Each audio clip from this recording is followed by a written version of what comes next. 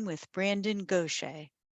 I'd like to thank the Friends of the Burlington Public Library and the Harvard University Retirees Association for generously sponsoring this program. Brandon Gauthier completed his doctorate in modern history at Fordham University in New York City in 2016.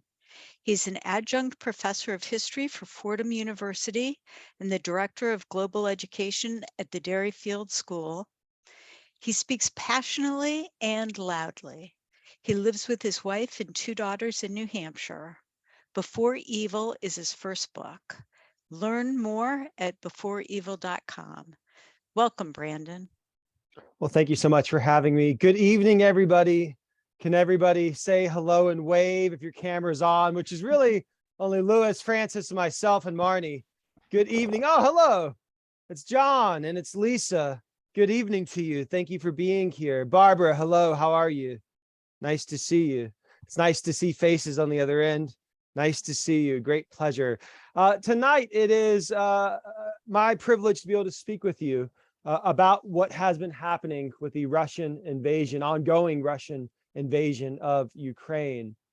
Tonight's talk can go a couple different directions. The first is our effort to understand why this war has happened, to look at some of the historical reasons that Vladimir Putin decided to invade Ukraine, which is a fascinating question in the context of how horribly it has gone for Russia. If leaders make decisions based off an appraisal of strategic interest, what's going to be good for my country, the question that we first have to grapple with is, why did Putin undertake a military campaign, a war in Ukraine that seems in retrospect to have so obviously been to Russia's detriment? What is the thinking of the Russian government? What was the thinking of Vladimir Putin? We will grapple with that. Second is an effort to look at, why has the war gone so poorly for Russia? Why has the war worked out in a very different way than the regime in Moscow would have expected? But I will start with a framing point and I will end with the same point in roughly an hour, which is that when we talk about the war in Ukraine, I think our number one upfront theme should be that we mourn the loss of life. I mourn the loss of Ukrainian lives, men and women and children. I also think that we should mourn the loss of Russian lives. To do so does not mean that we don't condemn the Russian government for war crimes it's committed in Ukraine, but I do mourn the fact that there are many mothers, Ukrainian and Russian, who won't see their sons again. This raises this question of, why has it gone the way it has, and why did it happen? Why did Vladimir Putin undertake this campaign? I'm going to be showing some videos. I will be asking you questions. Terry Fisher, I might call on you and ask a question. You don't have to answer. You can just ignore me. You didn't come to this Zoom talk tonight to talk or to answer my questions. But if I call on you, please feel free to weigh in and engage with me. Also, as the talk goes on this evening, please feel free to put your questions or comments in the chat box. I will do my best to engage with those and make this more interactive. Speaking of interactive, let's start this way. Could you put any question in the chat box that you might have about the war in Ukraine? I may or may not be able to answer it. We may or may not go into it. But just as a starting point to get to begin to dip into this conversation, I'm going to play classical music for 30 seconds, and I encourage you to go ahead and put in the chat box any questions you have about the war in Ukraine.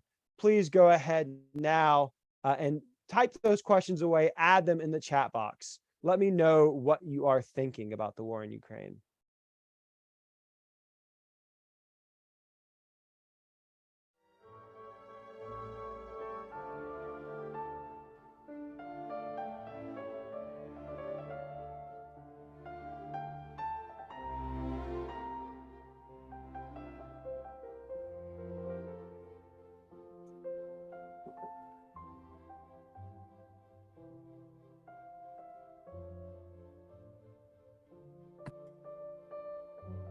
Gonna give it just 30 more seconds. And note, you don't have to do anything. You don't have to put a question in the chat box if you don't want to. You're in control. You can do whatever you want. Just about 15 more seconds if you want to put a question in. Pam, I like your question a lot. A lot of good questions, but Pam's question strikes me. Questions about the role of NATO and the run-up to the conflict. Thank you. Let's go ahead and dive in. As a starting point, Pam asked, is negotiating a conclusion in the next couple of months even possible? How could Russia save enough face to do so? That's a really good question we will address. Kai wrote, some blame the war at least partially on NATO, and particularly the US. We can tap into that as well. A beginning point of this conversation, the quote, the name of this talk is "War is a Stern Teacher." Could anyone in the chat box tell me what that is a quote from? War is a stern teacher. Sometimes it is written as war is a hard master. That is a quote from a very famous history of another military conflict. Can anyone in 10 seconds tell me where that is from? You will receive extra credit points for tonight's talk. Now note, I don't know what that means. I don't know how I'm going to give you, Lewis, extra credit points. Maybe you'll be rewarded in the library, the good graces, but anybody know? I'm going to give that count to 5. Put it in the chat box if you know where, quote, war is a stern teacher comes from. Going once. Winston Churchill, Marnie, that's a good guess, but no. 2, 3, 4, 5. War is a stern teacher comes from Thucydides' History of the Peloponnesian War. And it relates to the opening of this conflict, that wars are very easy to begin. They are very, very hard to end. And that once war is undertaken, once a conflict happens, an unpredictable series of events follow. The war in Ukraine began last February. We start with this notion of real people. What did it mean to be a Ukrainian soldier facing a massive onslaught of Russian artillery, or actually Grad missiles that started this way?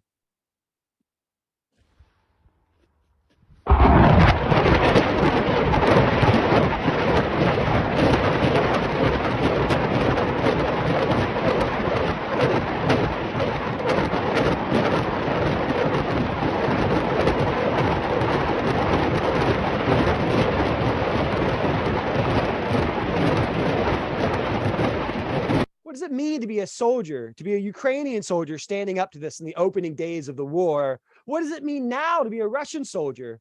A Russian soldier now on the opposite side of this. This is a recent posting from the Ukrainian army firing the same missiles they had captured from the Russian military. What is it like to stand up as a Russian soldier before this?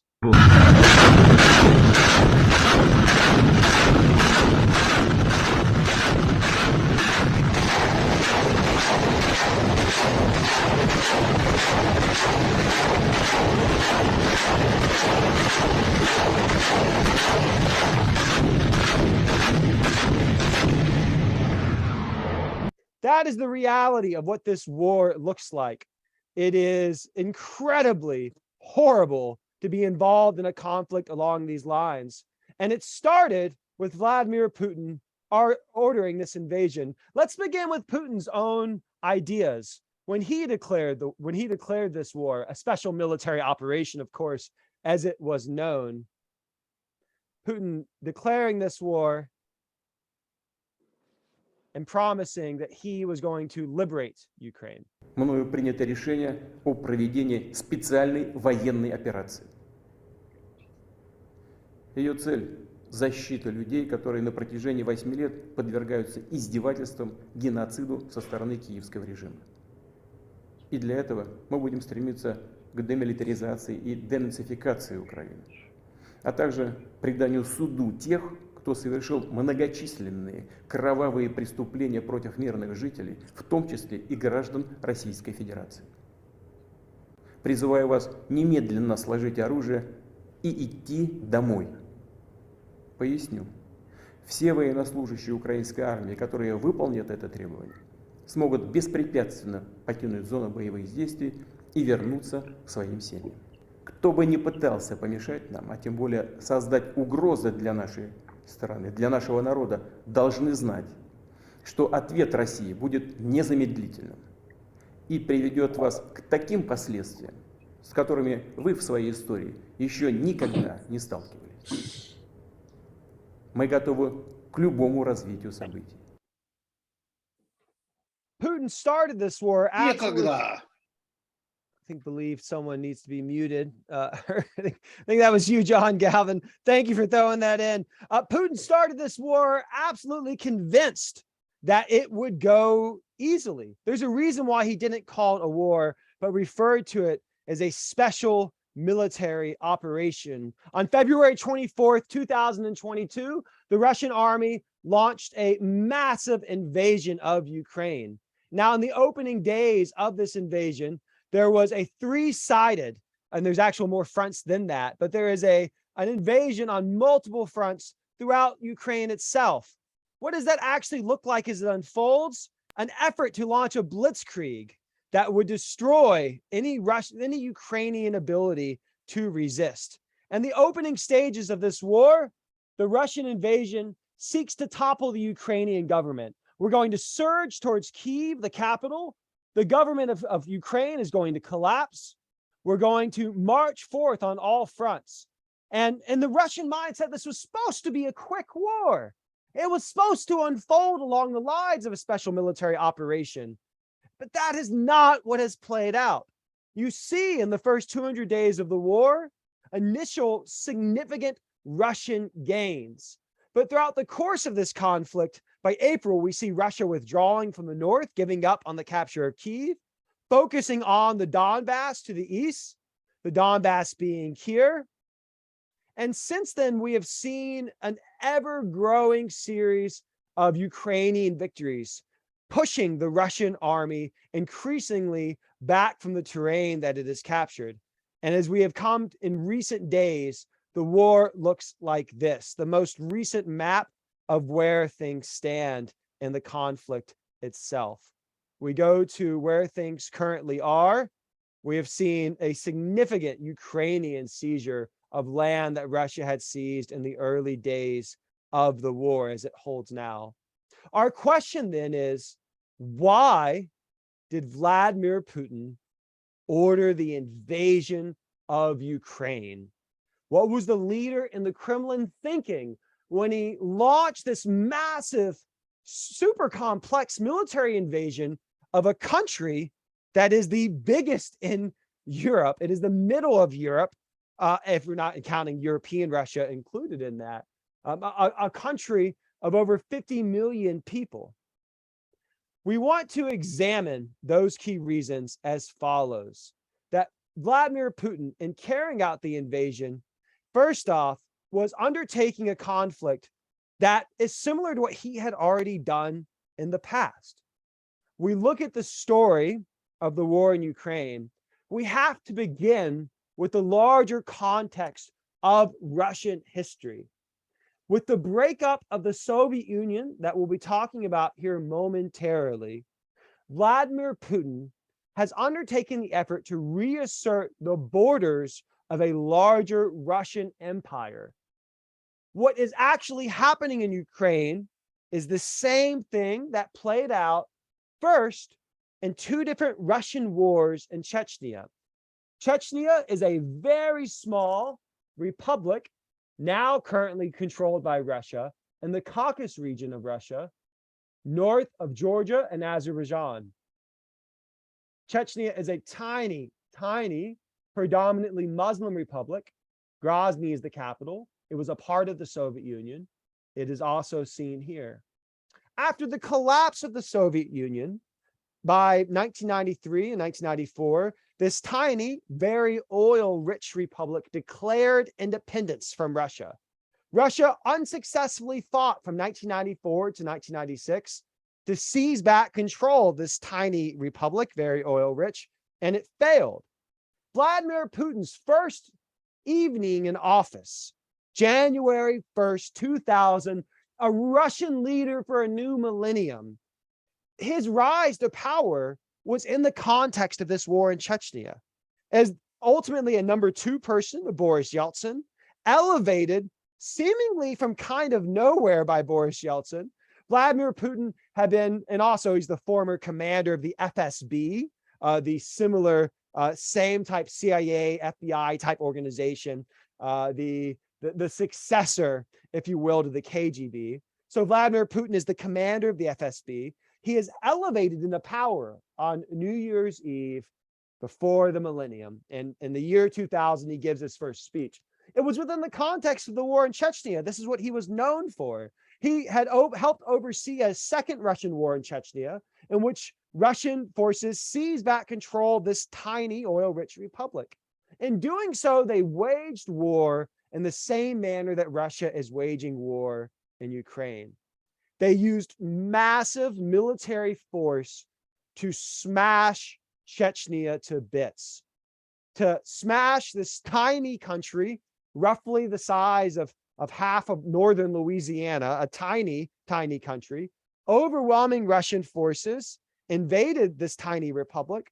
And then in Grozny, the capital, where they faced significant military resistance, they proceeded to pound and pound that city into rubble until it was ultimately declared in early 2000 to be the most destroyed city in the world. Russia succeeded in occupying Chechnya, and it faced a decade-long guerrilla war and insurgent struggle. Russia was able to weather it and ultimately found stability in Chechnya by putting someone named Kadyrov in control, a mini Putin, if you will. Kadyrov serves as an authoritarian hardliner who ruthlessly murders those who disagree with him. And there's only one rule for Kadyrov: you do what Vladimir Putin says. Note, Kadyrov, who has sent Chechen forces to fight with Russia and Ukraine, has been the most outspoken hardliner supporting Putin. He has called for the use of nuclear weapons by Russia to be used in Ukraine. Starting point: where did this war come from? A war we started off by noting has been vile and heinous for men and women. It starts with Vladimir Putin, but it starts with the fact that Vladimir Putin has sought to reassert the borders of a larger Russian empire that began from the very beginning of his tenure in office. The war in Ukraine is not coming out of nowhere. We're seeing the same playbook unfold on a larger scale, and the same playbook of how would the war end for Putin? We'll topple the Ukrainian government. We will launch a blitzkrieg. We will pound any cities into smithereens that resist, and ultimately we'll install our own dictator. And Russian forces won't have to occupy Ukraine forever. We'll put in a hardliner who will ruthlessly kill anyone who resists Russian domination. And even more than that, we'll give the hardliner autonomy in Ukraine. You can do what you want. Kadyrov can do what he wants in Chechnya, but he never, ever disagrees with Putin. So that was the plan.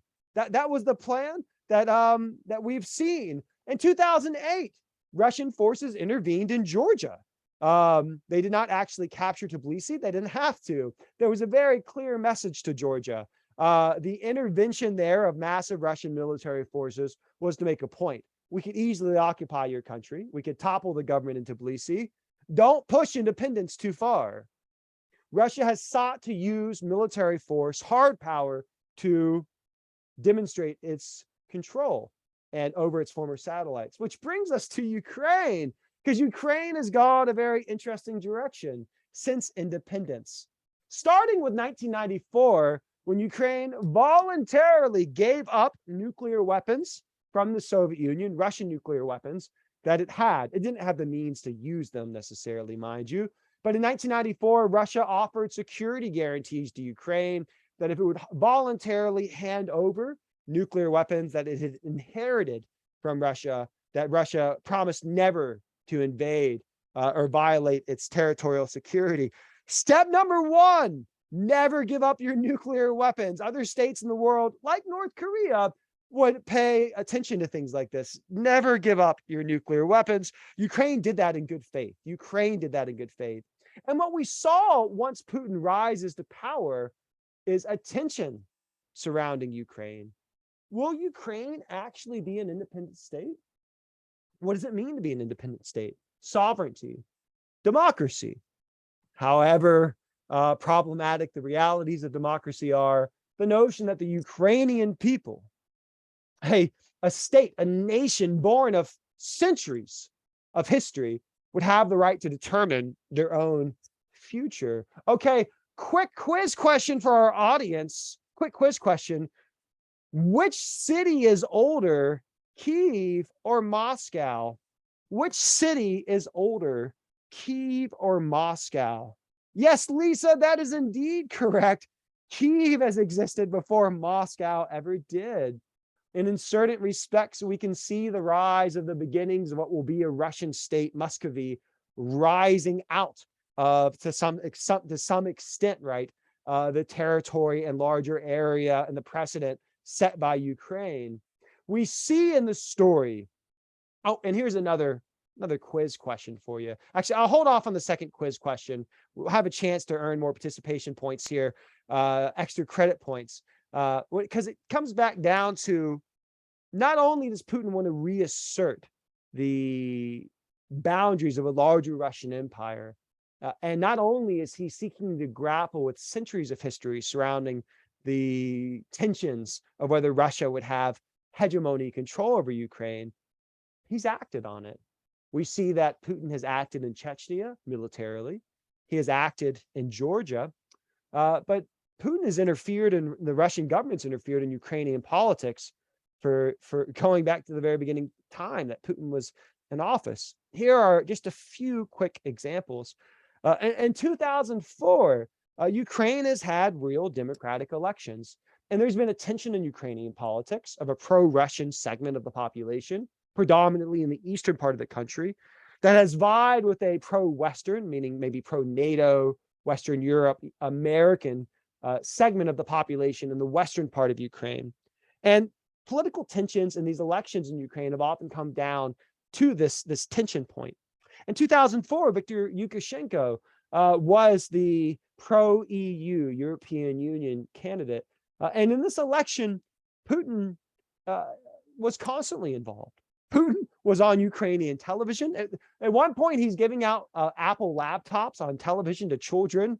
He is giving speeches with the pro-Russian candidate. Russia's heavily involved. Putin has cared very deeply about the notion of whether Ukraine is going to be in Russia's orbit of control, which direction it is going to go. We'll talk more about why in just a little bit. Viktor Yushchenko challenging this Russian notion of control over Ukraine was terribly poisoned in this presidential race. As the race went on, his face, for lack of better words, began to rot. He was viciously poisoned throughout the course of the campaign, an effort to kill or maim him. We can see what his face would look like as the campaign went on. When he sought medical treatment abroad, they were able to confirm that he was poisoned. This is one of those interesting moments. I have no hard evidence that I can show you a document from Russian archives that Vladimir Putin ordered the poisoning of this pro-EU candidate. That is not a fact. It is an assumption. But here is what is clear. Putin has been very involved in Ukrainian politics. The Russian state has sought to interfere, and those that have sought to move Ukraine away from Russia's orbit, bad things have happened. We saw the opposite, if you will, in 2014. A pro-Russian candidate had been elected president.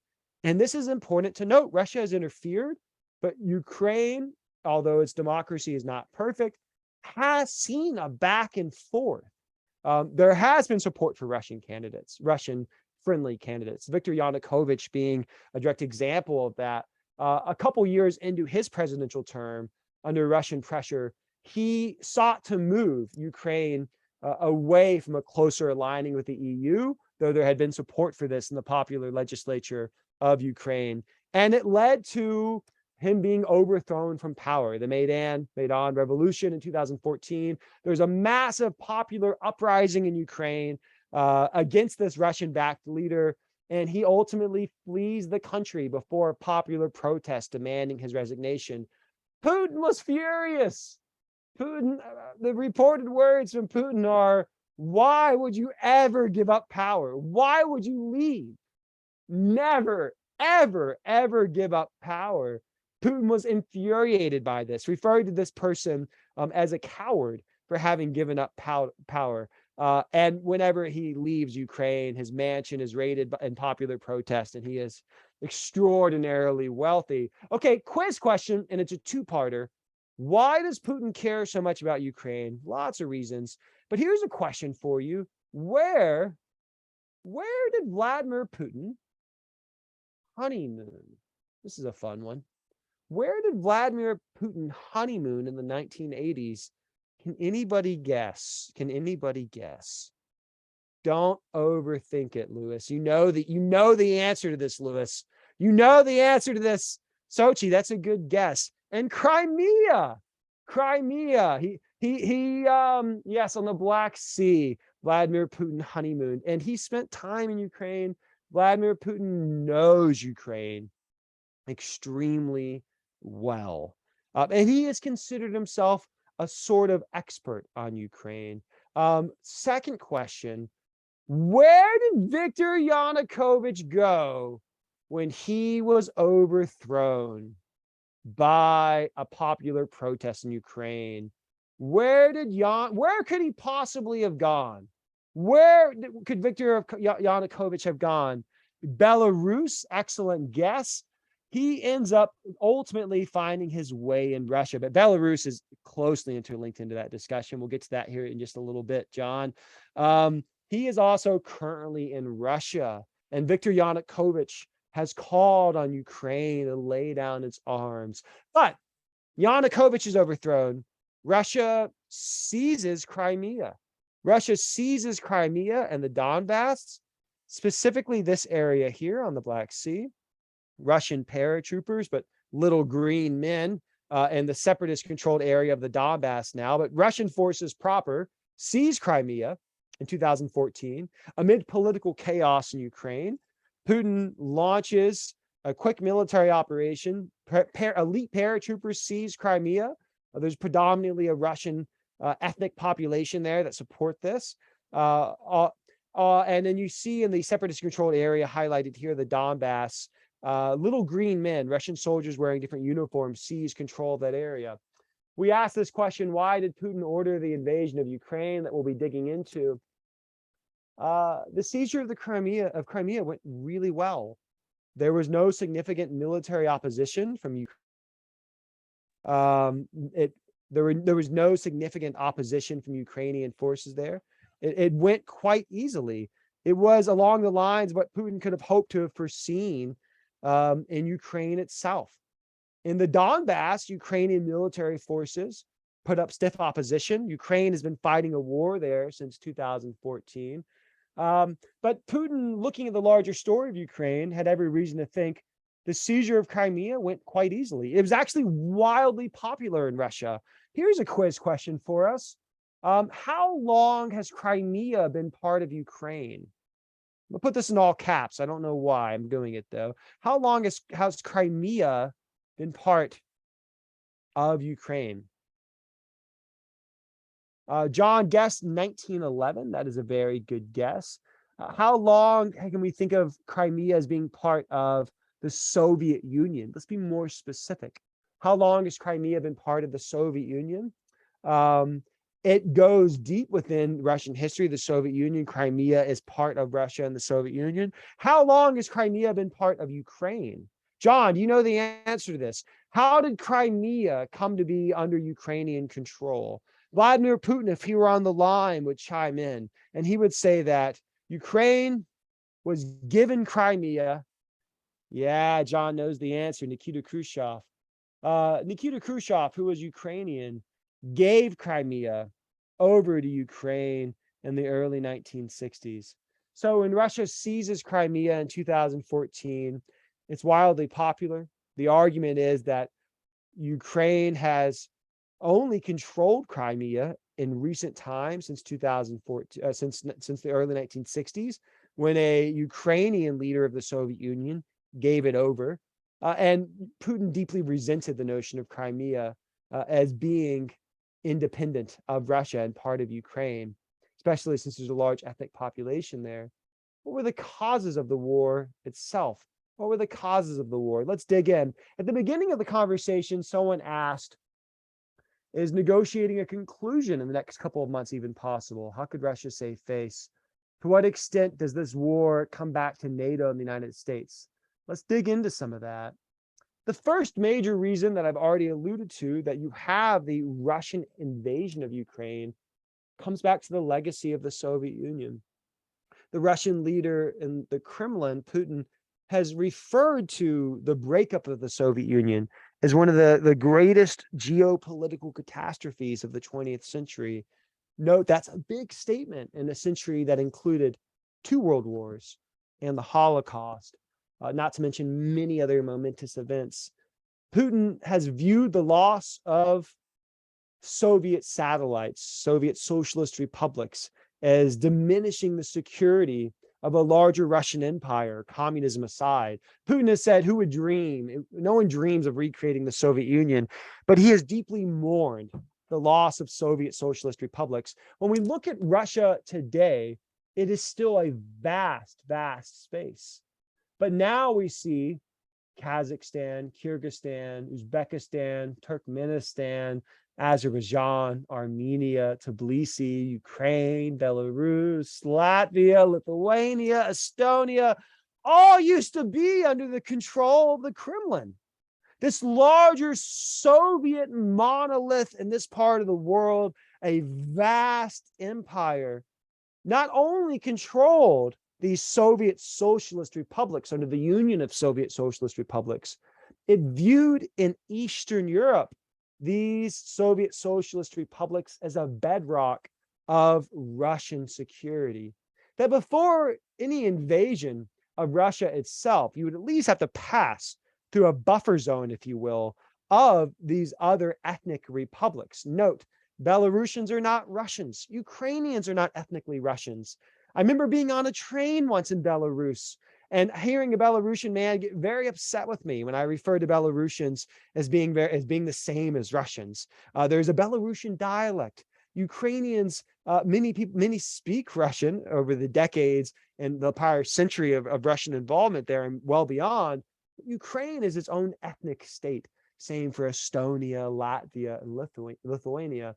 Why does Putin view these former Soviet republics as being so indispensable to Russian security? And now in this moment, we want to treat Russia's views credibly, seriously, because there is a credible concern here.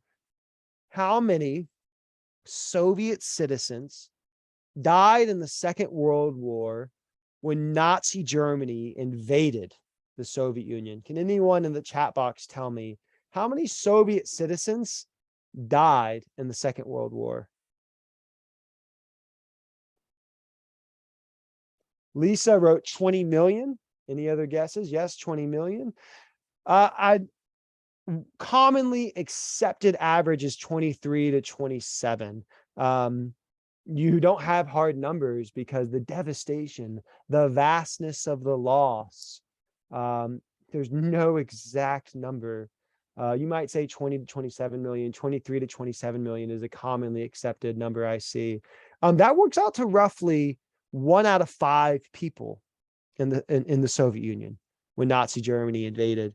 Note that the Soviet Union, the heart of which obviously was Russia, economically suffered a scale of devastation in the Second World War. And note, it was the Soviet Union that principally defeats Nazi Germany. The United States is indispensably part of that. So is Great Britain. Economic aid to the Soviet Union is indispensable, but it is predominantly the Russian people and the Soviet people that bear the brunt of a Nazi genocidal war to the death and the actual straight up fighting alongside the Holocaust of European Jews and the murder of 6 million Jewish men, women, and children. Vast loss, vast devastation. Vladimir Putin's father himself barely survives that conflict outside of St. Petersburg, where he is from. His dad at one point was sent on a mission that was all but suicidal and is terribly wounded, but survives. Coming out of the Second World War, you see the perspective of the Russian government that this buffer zone is indispensable. It's a non-negotiable. The Nazi invasion of the Soviet Union came in 3 waves. 1 through the Baltics, through Lithuania, Latvia, and Estonia. A second wave came through Belarus, and a third wave came through Ukraine. The loss of Estonia, Latvia, and Lithuania has been deeply mourned, but Ukraine is seen as a non-negotiable. That is a non-negotiable. Belarus is still ultimately kind of a Kadyrov type state, right? Lukashenko is under the thumb of Putin. So we see, and this is worth taking seriously, this credible Russian concern that historically Russia has dealt with many invasions. We can go back to 1812, Napoleon's invasion, and we can go back well before that. But this is a legitimate concern. And the notion that a Ukraine allied with the West, that this is unacceptable, particularly since the Baltics are beyond Russian reach at this point. Which brings us to the perceived security threat of NATO, the North Atlantic Treaty Organization. NATO was formed after World War II as an alliance of states that ultimately would defend each other in the case of a war with the Soviet Union. An attack on any one would be an attack on all. The Soviet Union responded with the Warsaw Pact. The shift that happened after the collapse of the Soviet Union was a decision to be made about whether NATO should continue. The whole purpose of NATO was to be targeted at the Soviet Union because the Soviet Union was a legitimate threat to the West and its opposition of democracy and capitalism. So NATO was intrinsically created to contain the Soviet Union.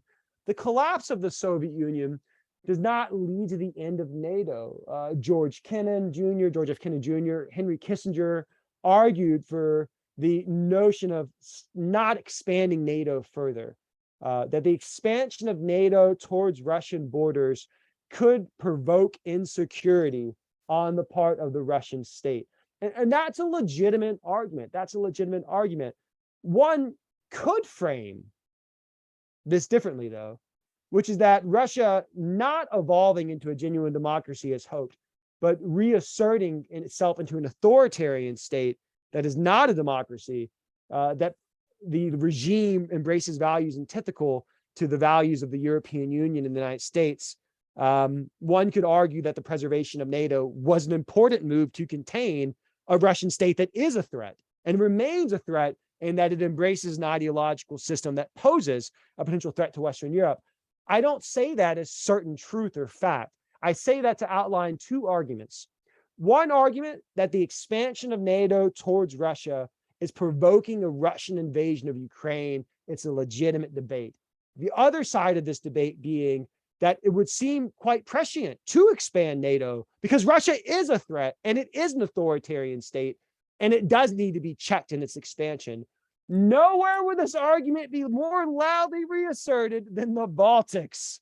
Lithuania, Latvia, and Estonia have dealt with Russian invasions for centuries. Their enrollment in NATO effectively means that Russia can't invade. It would mean a nuclear war. It would mean the end of the world. And if you go to downtown Vilnius, you will see, as I have seen at the center square, a plaque with a quote by George W. Bush that says, "Anybody who makes an enemy of Lithuania makes an enemy of the United States of America." That meant a lot to Lithuania. But there's a greater complexity here, which is as follows. So Putin invades Ukraine because he's scared that Ukraine represents a security threat to Russia. And this is rooted in legitimate concerns about Russian history. That's not disingenuous. That is authentic. And then the perceived threat of NATO, there was no overwhelming Russian response when Lithuania, Latvia, and Estonia joined NATO in the years after Putin took power. You might argue dissentingly that that's because Russia wasn't strong enough to do anything about it. But there was no huge uproar from 2006 to 2008 when we see this shift in the Baltics towards NATO.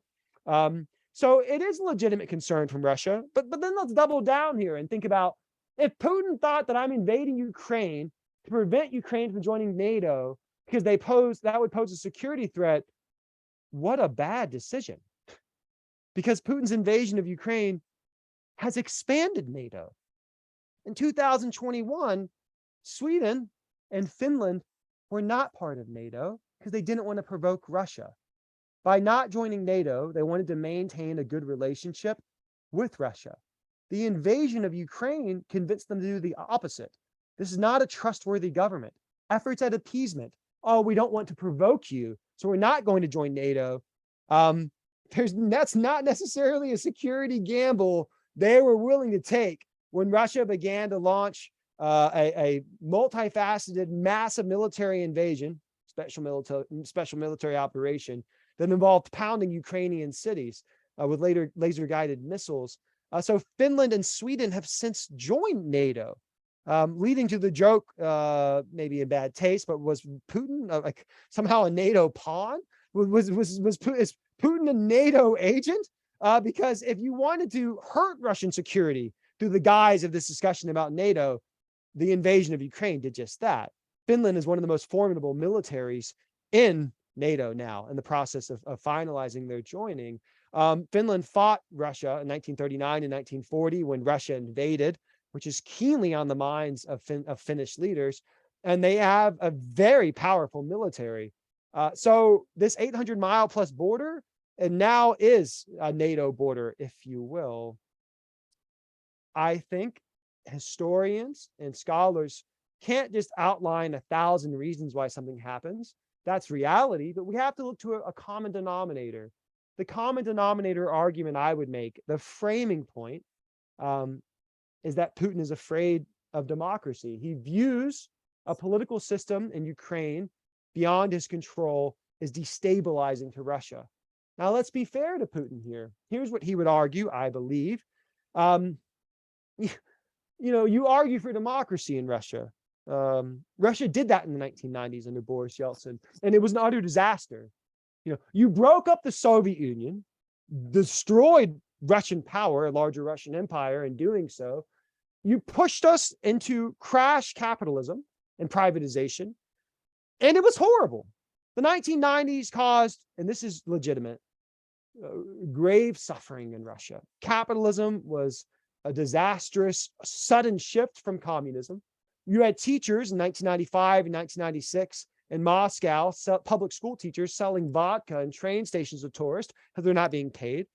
Putin views democracy as a recipe for instability and chaos in Russia that the country lived through in the 1990s.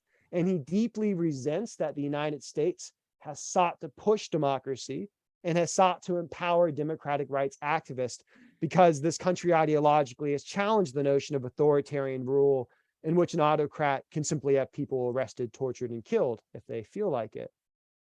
Putin would push back, and he would say, America, you have caused so many more problems than good. Note, we're engaging the Russian perspective. Putin would argue, you keep pushing democracy. You pushed it in Afghanistan, and it was a disaster. You pushed it in Iraq, and it led to an ethnic civil war there. You removed a dictator in Iraq. You removed an authoritarian regime in Afghanistan. What resulted? Chaos and war. You did it in Libya. Muammar Gaddafi, before democratic protest. You intervened with NATO. And by the way, Muammar Gaddafi, note, had given up chemical weapons to the United States after the invasion of Iraq. Once Gaddafi began to bomb his people, you intervened and you overthrew him. And then you sought to create a democracy there, which has led to, over a decade of instability. Oh, and we haven't even gotten to ISIS yet. Let's talk about Syria. There is a conflict in Syria, democratic protest. You almost intervened. And actually, at that point, Putin himself in Russia intervened in Syria to prop up the authoritarian regime of Bashar al-Assad. But still, the chaos of the Syrian civil war leads to the growth of ISIS and nightmarish things that are difficult to imagine happening. This is what Putin would argue. You push democracy and you cause chaos everywhere you go. I believe that we could think of an ideological argument back from the White House being Iraq and Libya and Afghanistan aside, we remain committed to the notion that authoritarian regimes should not have the right to mow down protesters in the streets with machine guns. Putin begs to differ. In Ukraine, that has been seen as a non-negotiable point. The notion of Ukraine being a genuine democracy outside of the control of Russia is not only about the fact that Ukraine could represent a security guarantee, it's also about the fact that it could destabilize Russia itself through spurring on a democratic movement. We've seen this in Russia in recent years, in the prior decade.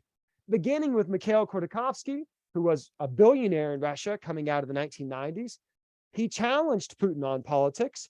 He was promptly arrested. Putin now is no Joseph Stalin. Khodorkovsky wasn't killed immediately. He was imprisoned. He has since been allowed to leave the country. Then we see Navalny, the closest thing right now that Russia has to a democracy, a leader of a democratic movement there. He was abroad. He was poisoned. And he actually voluntarily traveled back to Russia because he thought he would almost certainly be poisoned or killed if he remained abroad. He is currently imprisoned. When we look at Belarus, another country on this border, this buffer zone, Belarus is a close Russian ally because the last dictator in Europe, as Alexander Lukashenko used to be called, is subservient to Putin. He knows he must bend to Putin's will. Other than that, he can run Belarus as he pleases. There was just in the last year and a half, democratic elections there, or the effort to have democratic elections. The pro-democracy candidate, her husband was arrested because he was doing well in the polls. His wife then sought to run, and she was told in no uncertain terms, you will never be president of Belarus. You need to leave the country. And Russia's been very involved in telling Alexander Lukashenko, who almost was overthrown, faced democratic protest, never give up power. Do not give up power.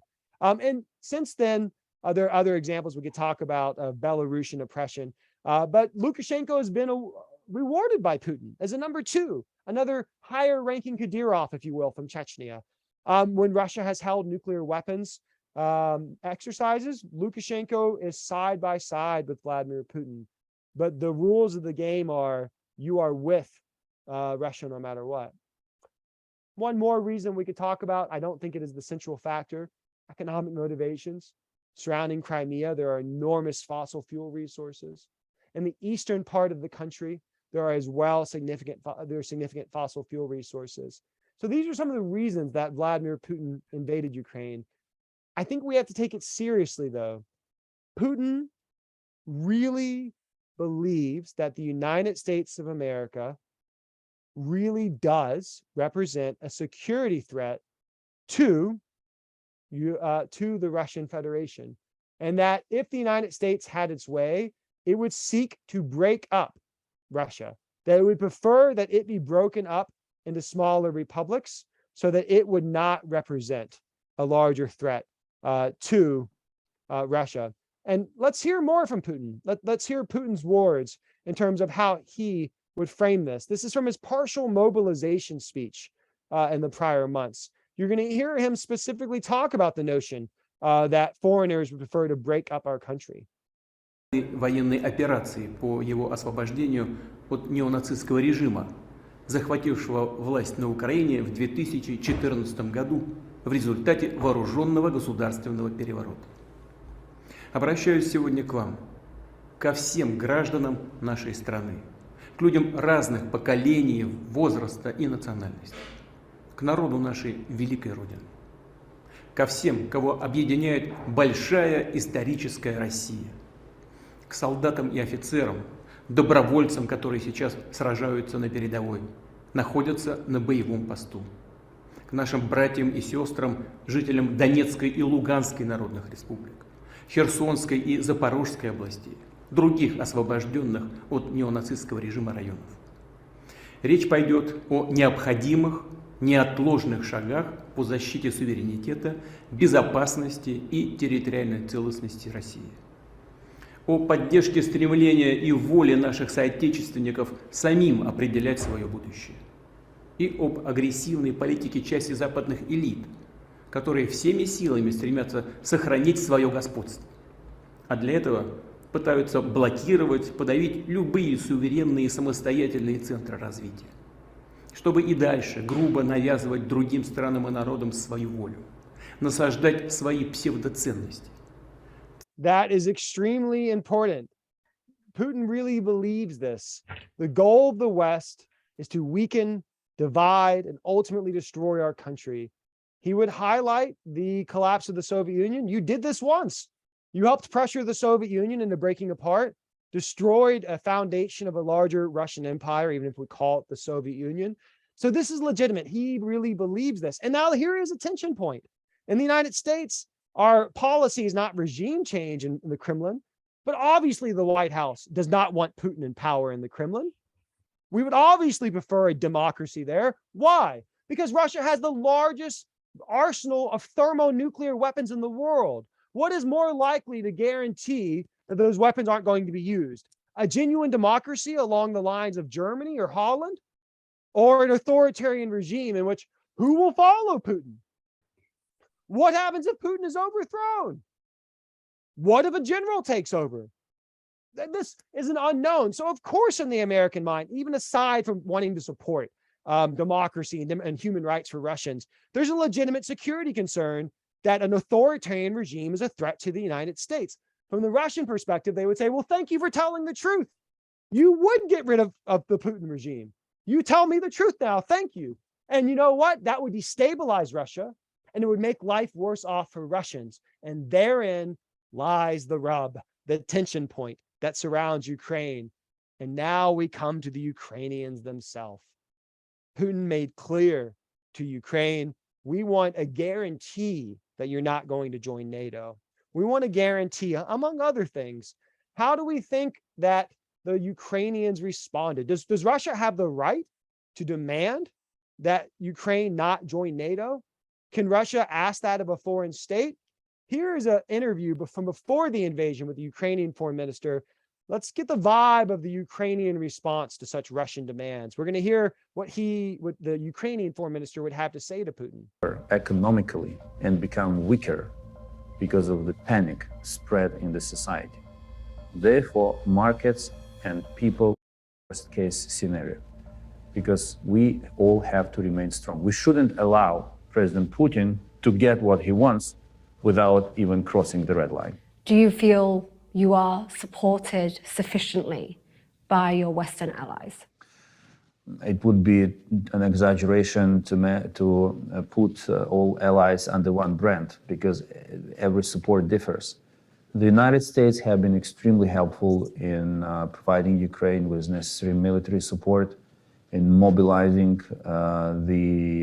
some members of the European Union. Some countries are not doing what they could because of the lack of political will. Who are they? Let me remain diplomat here, but we are working. Have you ever met with President Putin before? No. You've never spoken to I him? have never seen him. If you could speak to him, what would you say to him? Mind your own business. Take care of your own people. If he concentrates on the welfare and the future of Russia, instead of concentrating on spending billions on waging wars and cyber attacks and imposing military threat to different countries around the globe, Russia would have been a different place, a much better place to.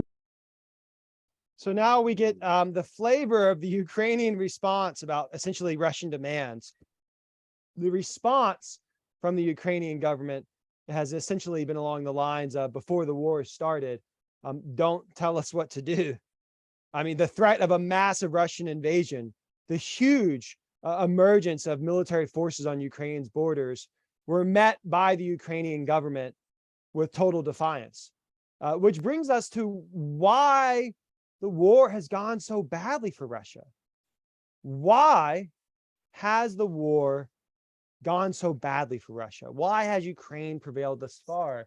The first is, if Putin thought that the Ukrainian people were going to collapse, those in the eastern part of the country who are ethnically Russian would support the Russian invasion, he made a really bad decision. Ukrainian people, and even those in the east who are ethnically Russian, have been deeply disgusted by what Russia has done and have rallied to the cause of an independent Ukraine. And what we've seen therein is a fanatical resistance to the Russian invasion, which brings us to Vladimir Zelensky. The expectation of the Russian government was that this guy is going to run away. I mean, it's easy to stand on television and say before an invasion, we are not afraid of anything or anyone. It's easy to say that. From the Russian appraisal of Vladimir Zelensky, oh, this dude will be on an airplane with bags of cash within 3 or 4 days. That was a really bad assumption about Vladimir Zelensky. The Russian appraisal, this person, the comedian, the comedian, the guy who played a history teacher on Ukrainian television, who had a rant about corruption, and then on the sitcom, he becomes president of Ukraine, and then he ran for president of Ukraine, the actor, Vladimir Zelensky, the comedian in real life, and becomes president. Oh, that guy, he's going to be a warrior? The guy who, by the way, was the champion of Ukraine's Dancing with the Stars. This is true. You can go to YouTube and look up Vladimir Zelensky, Ukraine's Dancing with the Stars, and see 3 minutes of Zelensky just killing it on the dance floor with highlights. Courage comes from a lot of places, and the assumption that this was going to be a weak person, a weak leader of Ukraine, was poorly placed. But Zelensky's ability to lead Ukraine is not really about Zelensky. In the beginning is really important. He's able to symbolize in the opening days with a smartphone the willingness to resist.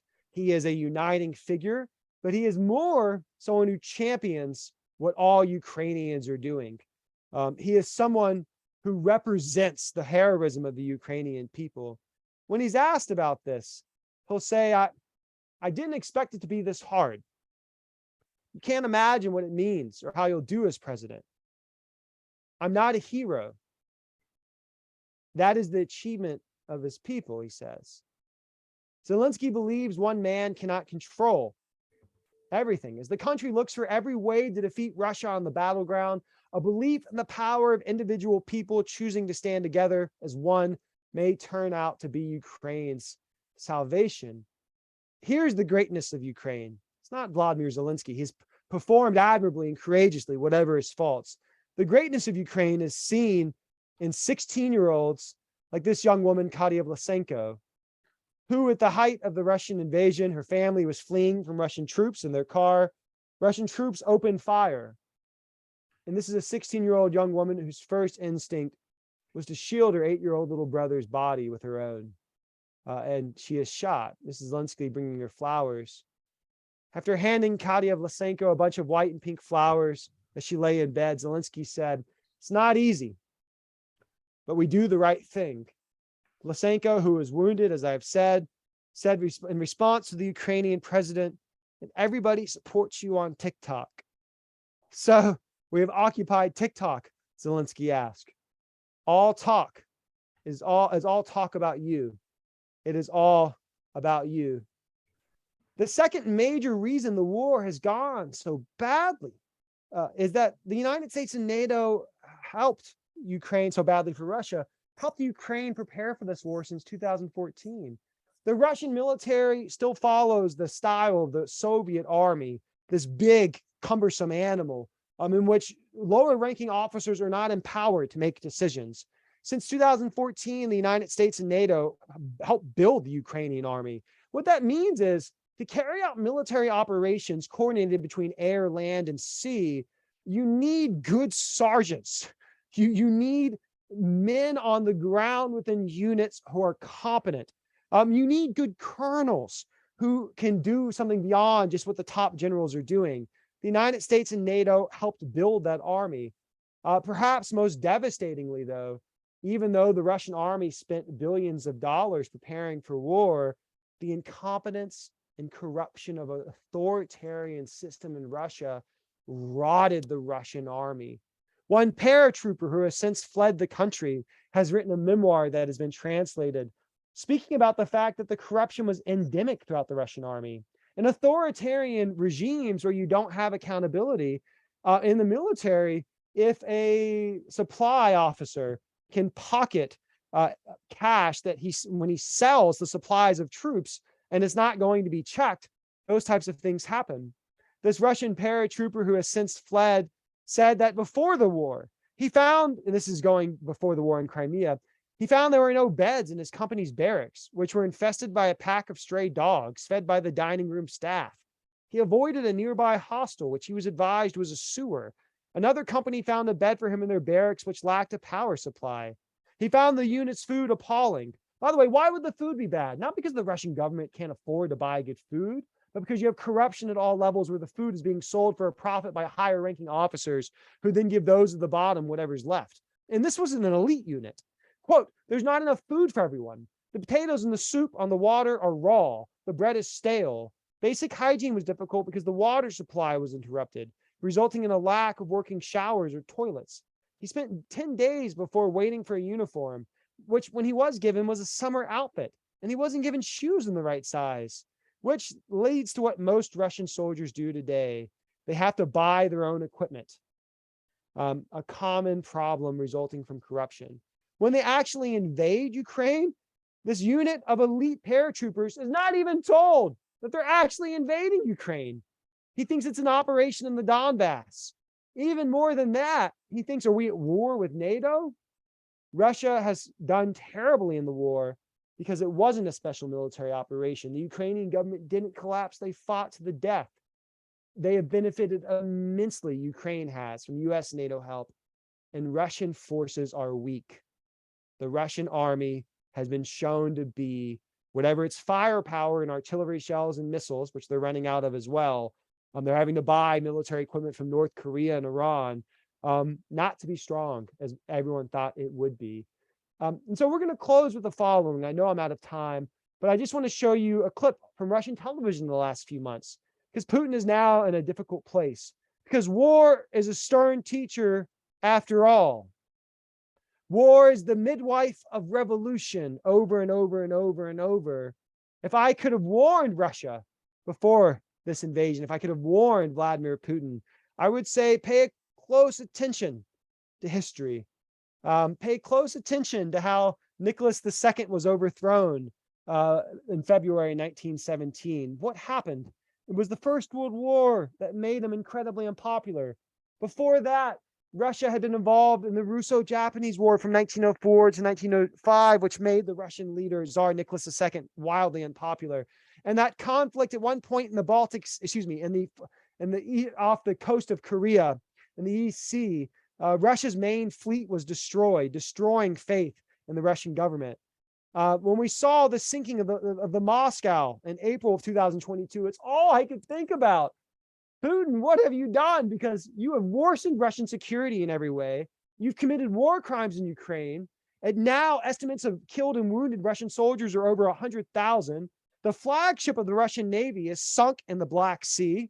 And it looks like war is a stern teacher after all. What will become of Vladimir Putin throughout all of this? Will he maintain power? Probably, but there's no guarantee. In closing, here's a clip from Russian television, questioning what is happening in Ukraine. Путина, что спецоперация будет эффективной, короткой, по мирному населению бить не будем, только зайдем, Росгвардия, там кадыровцы все наведут порядок и так далее. Вот эти люди, ну, просто подставили всех нас очень сильно. Но эти люди есть, вы уверены? Конечно, есть. Президент же не сам как бы сидел и думал, дай-ка я начну спецоперацию. Кто-то приходил, говорил, что украинцы сдадутся, разбегутся, все в Россию попросят. Кто-то же это ему говорил, в конце концов, да? Да и на телевидении говорили, Андрей Владимирович, здесь говорили. Мы подошли к черте, за которой надо вот просто понимать простую вещь. Победить Украину теми ресурсами, которые сейчас Россия там пытается воевать в режиме колониальной войны, да? Контрактники воюют, там, значит, ЧВК и так далее, мобилизации нет. За риторикой следить. These are courageous things to say on Russian television. They're courageous things because you're taking a risk, you're pushing it. Here's the response, an ominous one from another Russian commentator. Это очень комплексное понятие. И там есть и политическая, и есть психологическая составляющая. Вот нам за последние несколько дней нанесли очень чувствительный психологический удар. Что касается не товарища Надеждина, то еще раз прошу следить за языком, потому что даже в проброс говорить про колониальные войны недопустимо в нашем случае. Это первое. Второе. Вы политик с таким большим стажем, неужели не можете подняться на одну голову и окинуть весь театр военных действий? This non-comrade, watch your language. Here's the end, and then we'll take questions. Выиграть войну на Украине. Мы должны ликвидировать там нацистский режим, а после этого, кто еще захочет, пусть приходит, и мы с ним поговорим. И сколько лет мы будем это делать, Саша? Сколько надо. Очень хорошо. Спасибо Сколько надо, столько спасибо будем. за честный ответ. Потому что Спасибо, это да. специальная военная операция, которую некоторые я тоже называю Великой То есть Отечественной. мои специальной. 10-летние дети еще повоевать успеют, правильно я понимаю? Thank you for your time this evening. I'm happy to answer any questions that you have. Thank you for letting me talk long and loudly. Any questions, if you put into the chat box, you're also welcome to unmute and talk if you would like. You can raise your hand, and I'll be happy to talk with anyone who would like to ask questions. Although John wrote, did Putin lose at poker with his chef? Fascinating question, John. I'd put it back on you and ask, what type of audacity and gall does that chef have to beat Putin at poker? A brave move, if ever there was one. You always let the tyrant win. What happens, though, when the tyrant loses?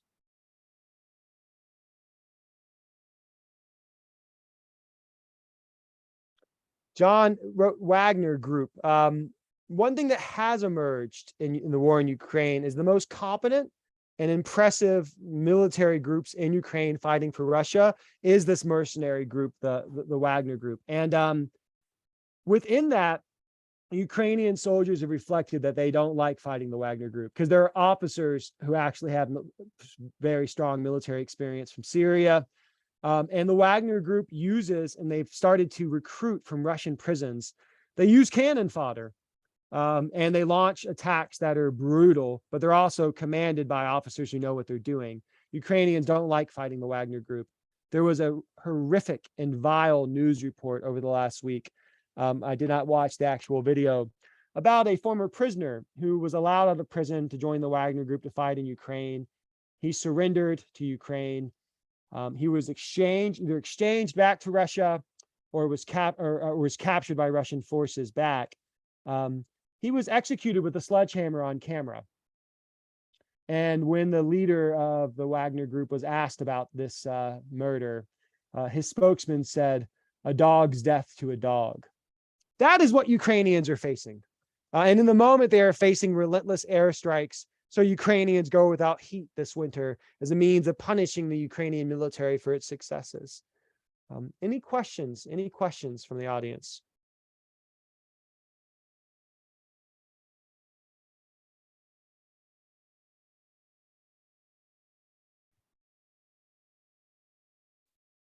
I'm going to count to 10. This is your 10 seconds.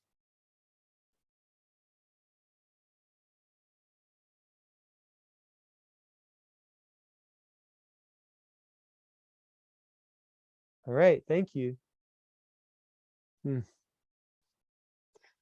John, you're on fire tonight. Marnie, do you mind if I answer a few of these questions? No, please go ahead. I was going to bring them to your attention if you didn't see them, but great. Yeah, thank you. Francis Kilroy asked, how long will the war continue? I don't know the answer to that. My assumption is that Putin is not going to back down. That assumption is rooted in understanding that Putin is a fighter. When he worked for the KGB, he one time got in a fist fight on a Leningrad subway. You're not supposed to get into a fist fight when you're in intelligence in a public place. Why do I mention that anecdote? He's a fighter. He believes Russia's sovereignty is at stake. I do not see him ending the war. I don't. He could die. He could be overthrown. But I see the war going on potentially for years as Russia will hammer Ukrainian cities. Or the alternative is that the EU and the United States pressures Ukraine into a deal with Russia in which Russia holds some of the area that it has occupied. That could lead to the end of the war in the next 6 months to a year. But Ukraine is saying that they don't want to negotiate.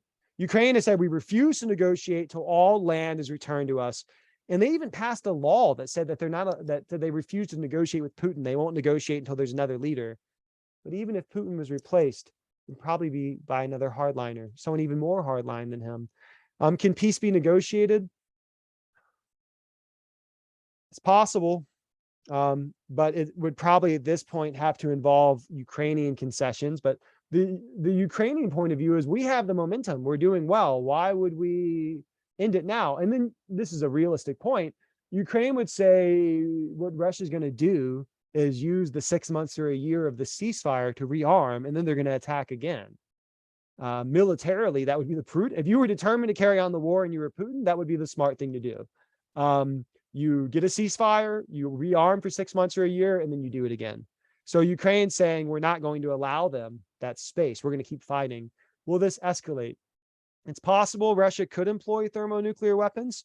I doubt that. When I say thermonuclear weapons, let me reframe that. Tactical nuclear weapons. Thermonuclear weapons would be a global nuclear war. It's possible Russia could use tactical nuclear weapons. I don't think at this moment that that's likely. There's a number of reasons, but from what I understand, from what Jake Sullivan, National Security Advisor, and what Anthony Blinken, the Secretary of State, have said, as former director of the CIA, David Petraeus, reflected, they've almost probably certainly told the Russian government that if Russia used tactical nuclear weapons, the United States and NATO would militarily intervene. But that's too far. We're not going to let you use tactical nuclear weapons there and commit mass murder on a higher scale. And so that's really dangerous. And so that puts Putin in the position of, do they believe that NATO would actually do that? Because if they did, that would put Putin in the position of, do we now escalate into a thermonuclear war that ends the world? That's dangerous. I don't think Putin is going to do that. But Putin has made really bad decisions. The war in Ukraine, utterly disastrous decision.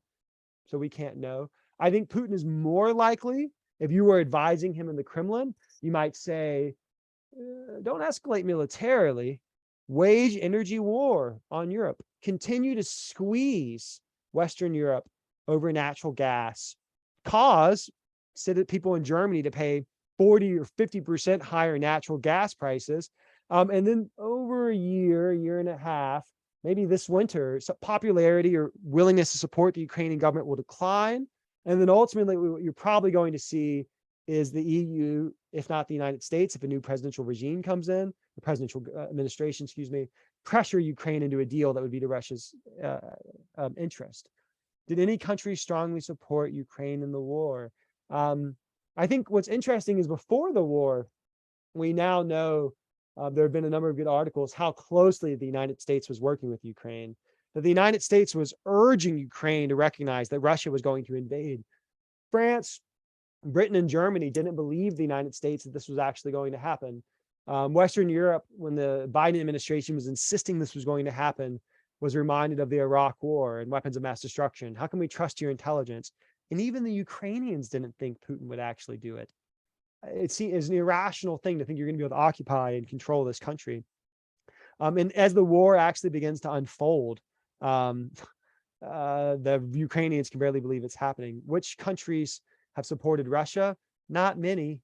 Belarus has been a critical ally, but militarily their army's not involved, but they've offered their opening borders. They've opened their borders to Russian military forces. Iran is closely cooperating with Russia, providing drones. North Korea is providing military hardware to Russia. China is the big question mark. China obviously wanted the invasion to work out well. It sets a precedent for Taiwan. But increasingly, China at a surface value, at the surface, seems to be cooling on the war. China has spoken publicly saying that we don't think any nuclear war should happen in this day and age. Finland, utterly appalled at Russia. Finland deeply afraid of a potential Russian invasion.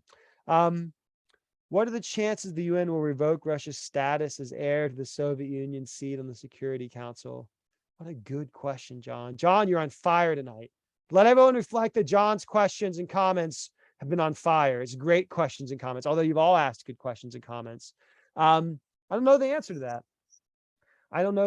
that. I would hesitate, though, to think of that as a great likelihood, because I cannot imagine China being on board with that. I also think the argument would be that the involvement of the Soviet Union and now Russia, as well as China, has been a bedrock of some form of global security, because at least the ultimate nuclear powers have an equal say within the Security Council. So I don't see it happening. I would say in conclusion, though, that Putin believes he is right, but he is representative of what I talk about. And this is my final point. If there's any other questions, feel free to put them in. He is representative of what I just recently had a book published called Before Evil. And it's about Lenin, Hitler, Stalin, Mussolini, Mao, and Kim Il-sung from North Korea. How do leaders who are human beings, who believe they're right, go down a path towards committing crimes against humanity?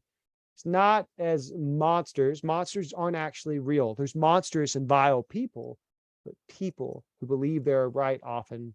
And that's what Lenin, Hitler, Stalin, and these horrible, vile dictators were. They believed they were right. Putin now finds himself looking in the mirror, justifying what he has done. But Russia is committing grave crimes against humanity. If you're interested in this narrative, this discussion, Before Evil is available. You can go to beforeevil.com. It's on Amazon and it's in a number of bookstores, but you can find it online. And it looks at the early lives of these dictators. Perhaps in the future, I will be able to come back and talk with you about the childhood of Putin. Because, spoiler alert, the men we were just looking at, some of them had bad dads, but they all had a degree of privilege and they all had loving mothers. And Vladimir Putin himself came from not this abusive, heinous family, but a loving mom and dad who wanted to give their kid privileges to do something great in this world. Putin still thinks he's doing that. Thank you so much. I hope to come back and talk to you again. We'll talk about North Korea next time. Kim Jong-un, that's what I wrote my dissertation on, the history of US and North Korea. I look forward to seeing you again. John, make sure you come to the next one. Everybody, you've been great. Thank you very much. Hope you have a nice night. Thank you so much, Brandon. Really Pleasure. appreciate your coming tonight. Pleasure. Good night. Good evening, everybody.